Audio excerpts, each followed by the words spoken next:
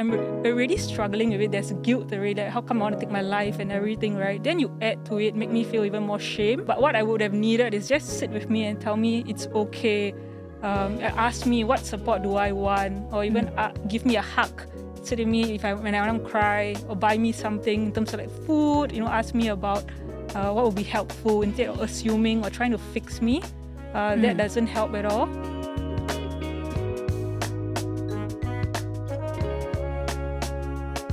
Welcome back to The Usual Place, and I'm your host, Natasha. Now, before we go any further, just a note on today's episode which goes into the topic of suicide. It might be a lot to take in, so listener discretion is advised.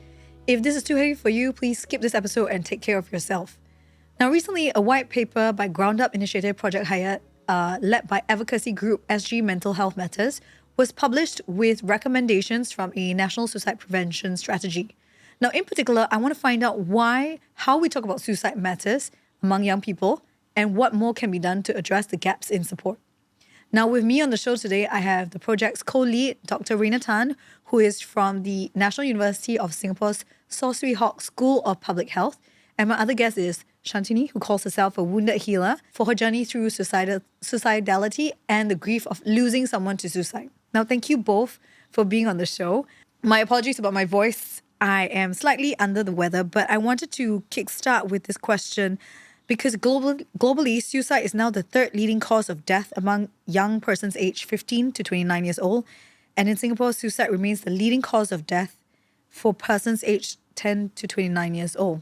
Now, as a society, how do cultural norms and generational differences shape the way suicide is viewed or addressed here?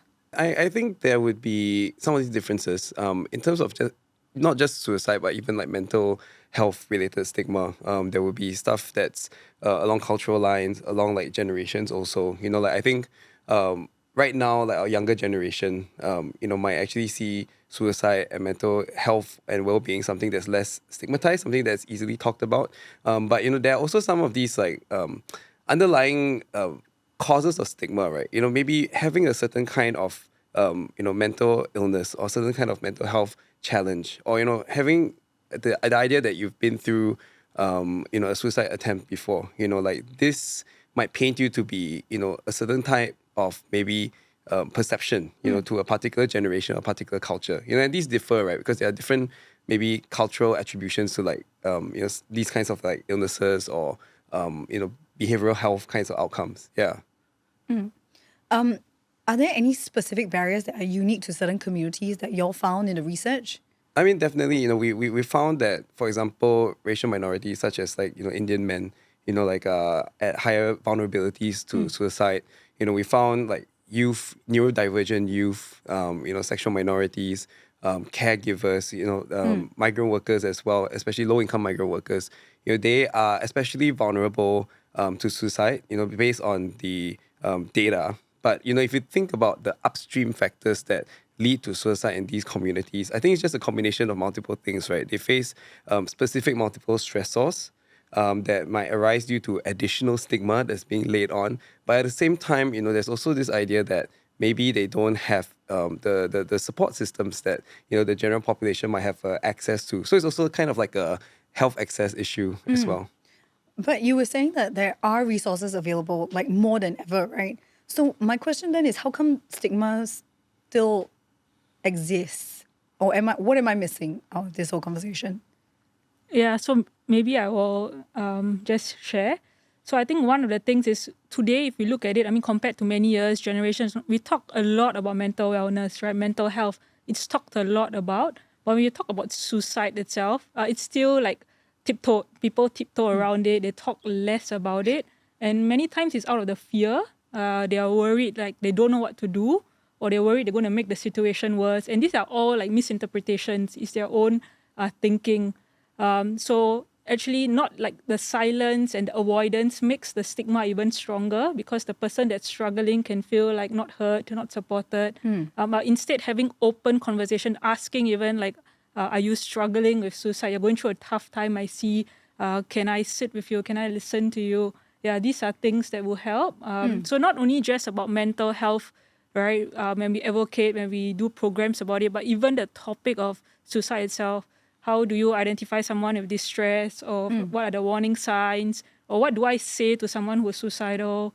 Yeah, and what can I share with them? What are the resources available? So tailoring, like say, programs towards that is also important, whether in the different fields, whether it's the workplace, whether it's the schools, not just mental health, but also suicide itself is a separate topic. Yeah. Can you tell if someone has suicidal thoughts? Is there something that can be an identifying marker, like from the things they say that people around them should be like, hey, we should look out for this person? Yeah. So there are. So things like you can see changes in mood, changes in behavior, even things they might say like, oh, maybe I am better off alone, or maybe I'm better off dead, or I'm a burden. Yeah, these kind of things also makes you like check in with them, because like, oh, what's happening actually, for you to say this. In changes, and we say in terms of behavior, like do you find they're more isolated, or in terms of are they coming in late to work, eating less? Yeah, these are also things you can see. And in terms of even like sometimes behavioral, like are they like talking about ending it all, giving away their things? These are also indicators.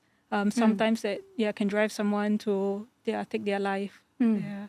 Rayner, you want to add on? I mean, one thing that I also know and have learned is that this like suicide ideation is kind of like a spectrum, right? Because there's also something that's a bit more passive. You maybe don't have a plan, or you don't make active steps to have a plan to end your life. There's that passive suicide ideation, but there's also the active suicide Sorry, ideation. just to jump in, is that the definition of suicide ideation, or what is the?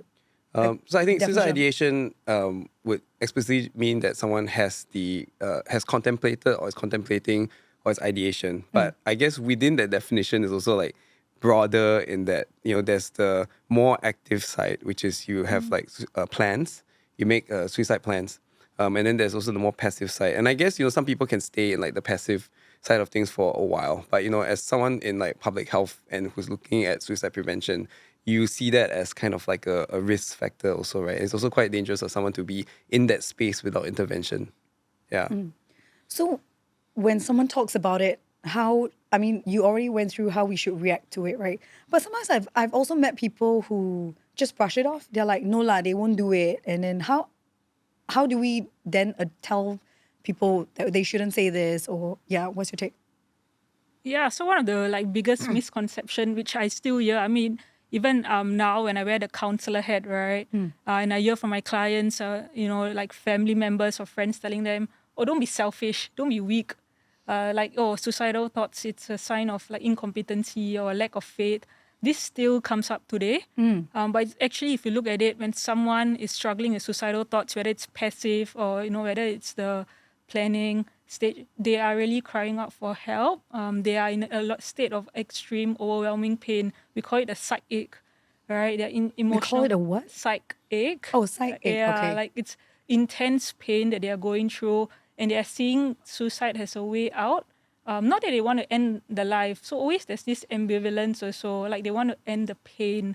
Yeah, so it's looking at it actually with a compassionate lens. What is making this person, what are they going through?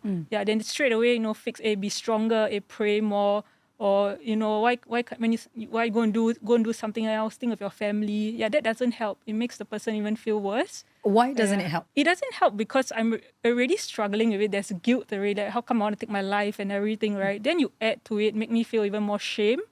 But what I would have needed is just sit with me and tell me it's okay. Ask me what support do I want, or even give me a hug. Sit with me when I want to cry, or buy me something in terms of like food. Ask me about what would be helpful instead of assuming or trying to fix me. That doesn't help at all. Yeah. Shan, this is personal for you, right? Do you want to share a little bit about your story? Yeah. So for me, I find I went through. I have lived experience with suicidality. And in terms of suicidal thoughts, suicidal attempts, and lost someone to suicide about 8 years ago, when I was at the peak, actually. I mean, anyone from the outside would think like, wow, you have it all. I had a successful career. I was like performing in a leadership position. Performance grades were like A. And then in terms of family, I had a relationship, a long-term relationship, 7 years, planning for marriage, was engaged, united family, loving family, health was good, work was good. So everything had it all. But little did I realize like crises would hit me like a tsunami, one after another, in a period of 2 years. So it started with the loss of my grandma, so the grief, right? And that was hard, very hard. And then after Because you were very close to her. yeah, I was close to her. And just that sense of loss, yeah. And because if you see, I mean, our world today, so in society today, you are grieving, but you also need to perform, right? In terms of like work, you still have to go to work. And then your compassionate leave is only like so many days, right? It's a grandma and all, but you still have to manage it. Yeah, so there was that. Then I lost my relationship, an engagement, right? I was planning for marriage and everything, a 7-year. Yeah, so that took a big emotional blow. And then after that, there were family members who got ill. I got ill, in and out of hospital. And then things like was cyberbullied at work and discrimination. So that was like the worst for me because it like one after another. Before I could rest and like, breathe, the next one came. And eventually in this period of 2 years, I collapsed. I like just physically? Physically too. Yeah, physically, emotionally. And that's when I struggled with suicidal thoughts. Felt like I was a burden. It was a very tunnel vision. Felt like my life had no purpose. Everything that I stood for, there's no reason. And when I had thoughts of taking my life, had gone to the Bird's Tower, right? So in the parks, that kind of a thing. And but a stranger came up actually asked me, "Are you okay?" So that was like a breaking, like, it stopped the suicidal thought at that point of time and made me see like, I'm not alone. And what really helped me, I mean, if we talk about a lot, people don't know what to do and all, it was really not the big things. It was the small, kind things people did for me, giving me a hug, listening to me, not judging, trying to fix me. When I was working, when I came back to my table, there'll be a meal there. Writing me a note, praying for me. These small, small things I find that they could do. And at the same time, like telling me, okay, shall we see professionals? Yeah, but one of them like accompanying me for it. Yeah, so these are the things that I find really help. Not big, grand gestures, but small, little, kind, compassionate things. And letting me be how I was. When I wanted to sit in the darkness, sit with the darkness with me. Someone would sit with you. Yeah. Sorry. Yeah. I wanted to ask, what was the thing that the stranger said to you at the Bird Tower? The stranger just asked me, am I okay? Is everything okay? And just like smiled. I think that itself was very comforting for me because it also disrupted the chain of thoughts, right? Yeah, and then after that, I was like, okay, someone cares, and then I carry on. So I think that really helped. And that's why we say, like, when we talk about suicide itself, right, every one of us can play a part. You don't need to be just a professional. You don't need to be someone of power. Every single one, whatever spheres of life, whether you're a stranger, whether you're a friend, whether you're a family member, every one of us can actually do something about it, talk about it. And we always say this, so I'm a counselor now with SOS, right? We always say this, so ask the suicide question. Like ask, I'm concerned for you, someone going through a similar situation might think of suicide. Are you thinking of suicide? What is the suicide question and why is it important to ask it? Yeah, so what I mean by ask the suicide question, like if someone you see is struggling and they're sharing with you, like, I'm better off dead, nobody loves me, nobody cares. What we mean by ask the suicide question, you can tell them, like, I'm concerned for you. I hear you talking about this. I wonder whether you're thinking about suicide. Do you have plans to take your life? So at least from what is in their head, you give them the opportunity to voice it out, right? There's this misconception that if I ask this, it's going to plant the thought in their head or it's going to make them do it. But no, it's actually the opposite. You give them an opportunity to talk about it. Right. And that itself is so freeing. And then it's when you hear about it, then you can take the next steps, right? What do I do about it? And how do I support this person in it? But you don't assume, right? Nothing is wrong or, it's out of fear of don't asking. Not asking. Rayner, did you want to add to that? You know what is stigma, right? Stigma is this like mark on a person, right? That makes them less than someone who's a discounted person. And you think about stigma, for suicide, just because you say that you've had suicidal ideation, just because you say that you've had attempted suicide, does that make you any less of a person? And I think that might be the prevailing idea right now. But the fact is that 1 in 13 people in Singapore have ever thought of suicide. I think just hearing about all these different experiences just makes it like, I think we just don't talk about it enough. That in a way that allows people to think about these things, like asking the suicide question, or even if I come out and say that I've ever had suicidal ideation, am I going to lose opportunities at work next time? But it's actually it's something that so many people go through that it shouldn't be seen as something that's like, less than. Yeah. Yeah, and actually, to add to that as well, like when we do training, even like in SOS, sometimes we do an anonymous poll and we ask people, have you struggled with suicidality? Have you had suicidal thoughts or attempted? Have you supported someone who struggled with suicidal thoughts or attempted? Or have you lost someone to suicide? And majority of the time, because this is anonymous, people will say, the statistics is almost everyone will be in at least one of the category. Right? This shows the reality. Actually, it affects any one of us. It might not be you in terms of the suicidal thoughts, but you might know someone. You might know someone who has lost someone to suicide. Especially if you look at when someone is lost to suicide, it's like at least 4 or 5, the next of kin, right? That's a very conservative number. Yeah. So the whole idea, I think, why we don't talk about it in terms of stigma, people still, like I said earlier, some people think, it's selfish, or it's weak, or it's incompetent, or lack of faith. But actually, the person is really struggling, is in overwhelming pain and distress. And many times, even when we ask them, right, those who want to go on to take their lives and all, it's not selfishness. They want to do that because they say that I don't want to be a burden to another person. Right? So it's a paradox, right? It's not the reality because they don't want to harm. It's the tunnel vision that they are having, the distorted view, that makes them, during that suicidality, think like that. Yeah. Did you ever think that you would be someone who attempted suicide? Yeah, so if you ask me that, like if in the past, I would say I would never imagine. I would never have thought, like, because the past Shan, like, had not much awareness. But now when you ask me, like, I mean, having been through it, and now as a counselor, so it doesn't surprise me because I was really going through multiple crises. If you look at it, yes, I was thriving, I was functioning, I was at like peak of my career, personal life and all, but crisis after crisis hit me. And it was just overwhelming and I had to take a pause, right? I really had to take a pause. And actually we talk about, like, I had to learn, unlearn, relearn things.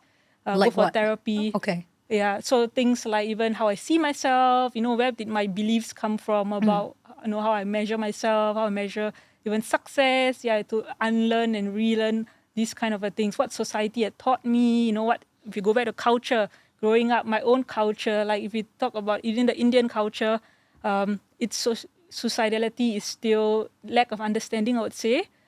Because maybe it's the survivalist mentality, right? Microaggressions are real in a minority. Yeah. So I find, like, looking now, when I look at it, it doesn't surprise me because it can happen to anyone. Right? Yeah. Yeah. Whether it's you or whether you know someone, right? And there, like what Rayner was saying, like, it doesn't discount a person. There is so much growth that can come even from darkness. There is so much learning.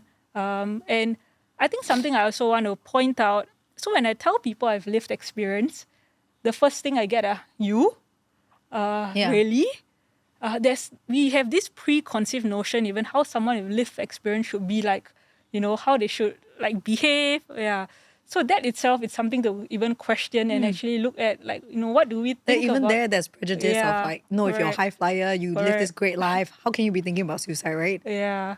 But the reality is, even if you see, it can happen to anyone, right? We don't know. I mean, different crises can hit. And when we talk about, I think, suicidal thoughts, whether attempts and all that, it's not just it's not a mental illness itself, right? In terms, I have clients who don't struggle with mental illness, but they're going through life crisis, unemployment, say, relational issues, legal issues, and that drives them to think of suicide. So we cannot see it from a medicalized point of view only. And I think that's something Project Hayat talked about. Everyone in this life, I bet, would have some level of like grief or crisis, in their lives. And, for certain groups, especially, the minority groups that we talked about, perhaps like crises also can be prolonged or extended when we think about upstream determinants of like, say, mental health crisis and stuff like that, right? So, I think it's important that we look beyond the biomedical. A lot of suicide prevention strategies, and this is what Project Hayat also recommends, right? It needs to be something that's intergovernmental, like agency worked on, not just like health. It's issues of like income, issues of, let's say, stigma, issues of like what kinds of things are happening in schools. So it definitely is like quite whole society effort. Okay. Yeah. Well, if you could, we have a lot of young people watching in.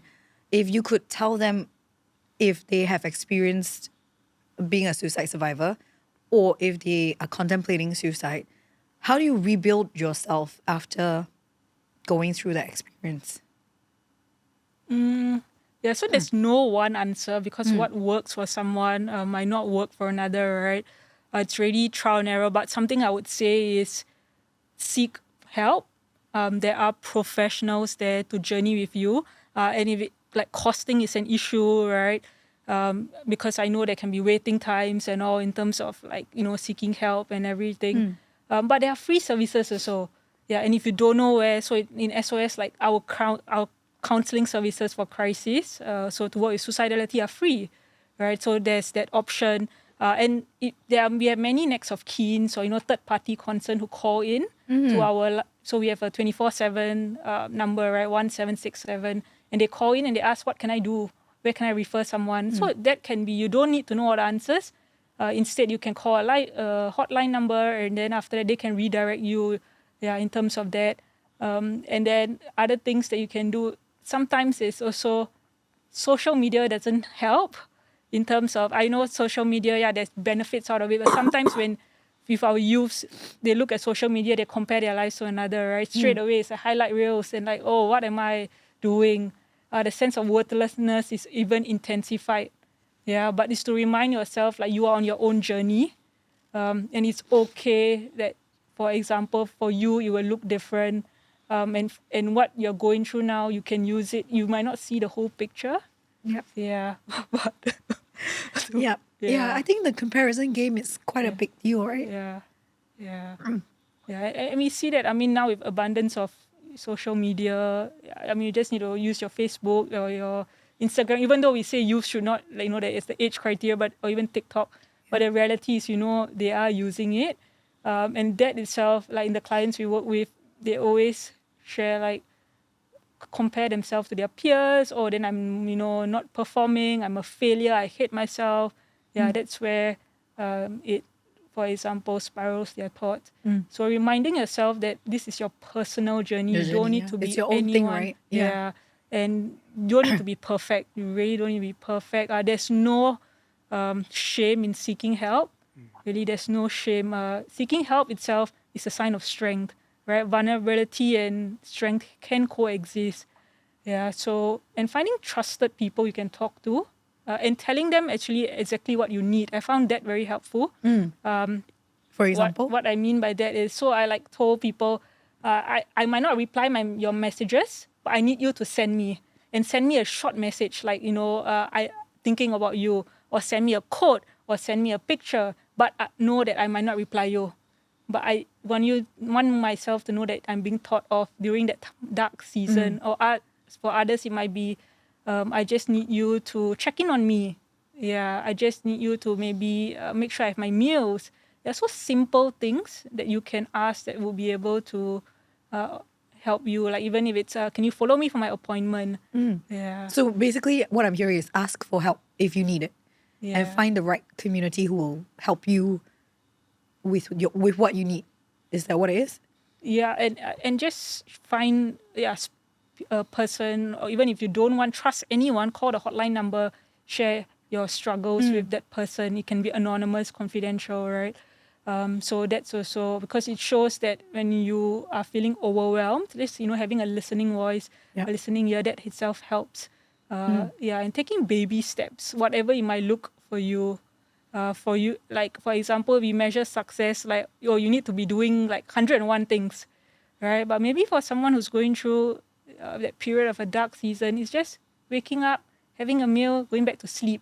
And that itself is success for you. Yeah. Right? It's how you see it. Yeah. Okay. Yeah. Well, I wanted to briefly touch on suicide survivors. Rayner, maybe you want to explain what it is, and I want to touch on it a little bit. Yeah, I actually suicide. Initially, I thought suicide survivors were people who have had past attempts. Yeah, me of, too. suicide. Yeah, that was until Yeah. it was clarified. Yeah, and actually, I learned that it's people who might be bereaved or who has lost someone to suicide. I believe that's also the terminology that SOS uses, Yeah, right? correct. Yeah. And I think we did a focus group with suicide survivors, also thanks to SOS and thanks to, there's another group called the Please Stay movement, of like parents who have lost their children to yeah. suicide. I think the part of suicide prevention actually would be making sure that you have this thing called a postvention plan. So postvention is a term that is, I guess, quite specific to suicide prevention, but it's like, the intervention that happens post, so maybe the support systems that are not just to people who have lost someone to suicide, but people who have attempted suicide before, because this is a real like at-risk group as well, Yeah. right? So the hallmark of a successful suicide prevention program would be looking at people in this category. Okay. And what's your experience like being a suicide survivor? Like, what are some common themes that people in this group face? Yeah. So first, a suicide loss, it's very different kind of grief, right? Because there's trauma involved. There's a lot of why, what if, a lot of mixed emotions. They even like guilt. I lost someone to suicide, a classmate, and I was not even close to this person. All right, but that itself can cause guilt. Like, hey, how come I didn't know? How come I didn't do anything? Yeah.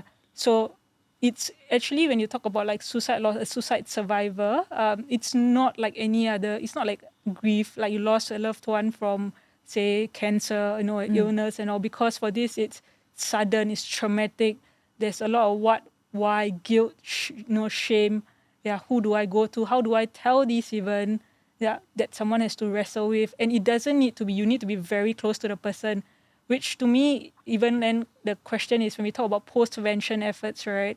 How about what does workplaces do? Like, for example, or even we have schools and everything, but how about workplaces? Like, if someone, an employee there loses someone to suicide, or even your colleague, because it can happen. Yeah. What can we do better when someone we know is struggling? I think maybe people might be watching and they're like, I see someone who's struggling, but how do I take the first step? How do I be a support system for them? And how do I not feel overwhelmed listening to them? Like, what's your take, Rayner? I guess my take is that I firstly recognize what my ability is, especially in just like mental health support, or specifically to suicide.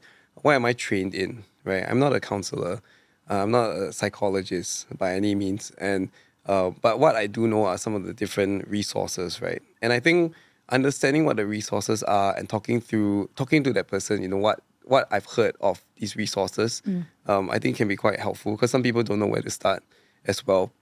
One thing I'm also heartened by is that, in the next couple of years, I think we have more resources, right, coming up, in the next like 10 years or so, right? So, Yeah. I mean, one thing that, I think one thing that at least the government is training people to do is to do like suicide risk assessment. And, part of that is understanding some of the signs, understanding whether there's any like intention or the severity of one's suicidal ideation, and then thinking of like generating like a safety plan, right? Like co-developing something with the individual. And safety plans can also look like involving families, like people close to that person, healthcare considerations. But, if I'm not trained in that, that's fine as well. I think, asking someone to get in touch with SOS, or, asking someone who is in really like a crisis kind of situation to go to an emergency room, might be something that is the best that you can do. for now. Maybe we have more options in the future that don't involve just these few options, right? But I think that's where we're moving towards. Okay. Yeah. Shan, you going to say? Yeah, so adding on to all that is also, I think, when we know someone is really struggling, our natural reaction might be wanting to fix, wanting to give advice, right? How can I solve the problem? How can I improve the situation? But knowing that actually that's not your responsibility and not make assumptions. I think even asking the person, if I can do one thing for you now that might be helpful, what will it be? So don't assume what's the support they might need. And then exploring those options together. According to the pacing of that person, because if the person's not ready for, say, like professional help, but other things, so it's really according to what that person needs and what the person wants. So you give back that responsibility to them, that sense of control. And it's not like, I tell you to do this, I want you to do this. But also letting them know that even if they don't want to talk to you, you know they're struggling, but they don't want to talk to you, letting them know that I'll be here when you're ready. I'll always be here when you're ready. So assuring them that like you're not a burden, I'm here with you. These simple statements. I care for you. And like what I mentioned, small gestures goes a long way. That's what for someone who's struggling is these small things that actually, the small lifelines that makes you go on the next step. The next step. Okay. Rayner, one of the things that Project Hayat wants to do is to get to zero suicide Singapore. Is that possible? Okay, this is like a bold statement, right? Zero suicide, zero anything is a bold statement. But I believe that we can't say that we are in the business of suicide prevention if we don't have that assumption. That we need to say we want a zero suicide Singapore to drive our work in suicide prevention. Because if you think about the alternative or the counterfactual, is that if we think that there's always going to be suicide, what's driving our work in suicide prevention, right?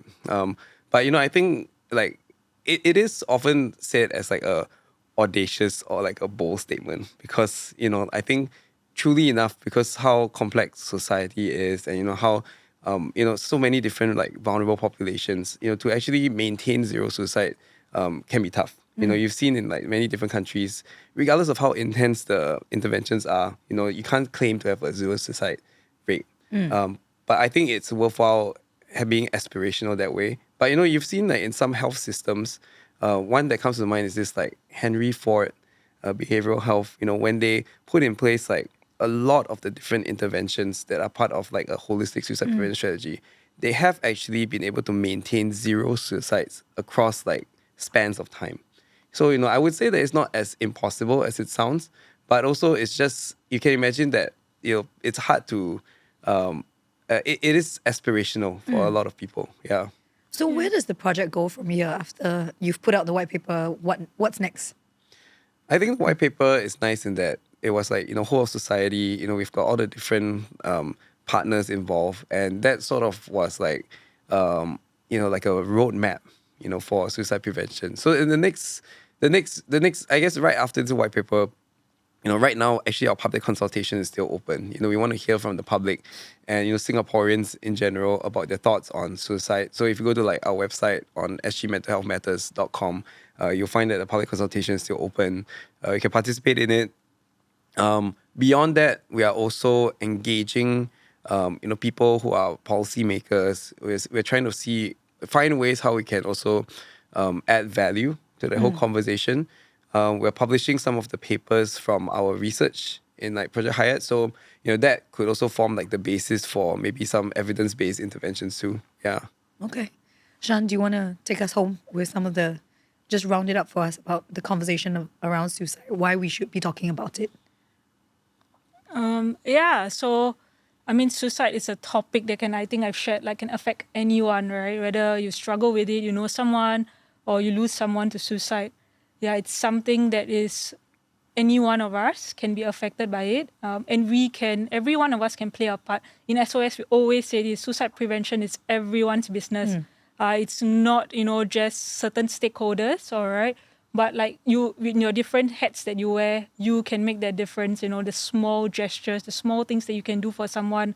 And for those who are struggling, who might be watching this, the darkest times, there is hope, even in, like your darkest times. It's just taking that, baby step. If it's, an hour and not one day at a time, an hour by an hour.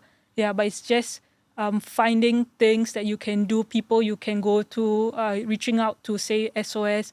Yeah, these are things that, and we go back to earlier, you mentioned about the wounded healer, right? And I identify with that. I've used my pain for a purpose. I've gone through my own transformative journey through counseling. Off medication, it's been 4 years. And now I'm a counselor of SOS, right? So when you look at it, it's not the end, right? If you struggle with suicidality, it can happen to anyone. It's not the end, but your pain can be transformed into a purpose. It can be used to inspire hope for others. And that's, I hope, for those of you who are struggling or don't know what to do, reach out for help. And I also hope through this, we need to build a lived experience community. The lived experience voices matter, because when you see someone else who walked through that path, it's very heartwarming, it's very encouraging. So we need to do more of that. There is no shame in sharing our story or even talking about it, because that breaks the stigma. It makes it, make it less shameful. It allows another to feel seen, heard, and like, oh, I also can do this. Yeah, so we can embrace strength and vulnerabilities concurrently. And that's why we talk about the term wounded healer, right? Transform your pain into a purpose, and suicidality doesn't make you diminish, but actually you shine brighter after that with a, greater perspective, you know yourself better, and find your support systems. So for those who don't know SOS, so I think this is a time, Samaritans of Singapore, right? So we have, in terms of, we have the 24-hour hotline. So if you don't want to seek help outside, you're not ready. But this is an anonymous, confidential hotline that you can call in 1767, or even WhatsApp, into it. It's in our website. And there will be a listening ear for you, all right? And that has shown to be very helpful, because when you're you don't know who to talk to, that's an alternative. We have also crisis counseling services that are free. If you struggle with suicidality, we have support groups called Light in the Dark. So if you're going through suicidal thoughts, attempts, there is this platform for you to reach out for help. And for suicide survivors also, we have free counseling to journey with you. And also in terms of support groups, this community of survivors who will be able to walk alongside you. So there is hope, even in the darkest moments. And for anyone, just reach out. Rayner?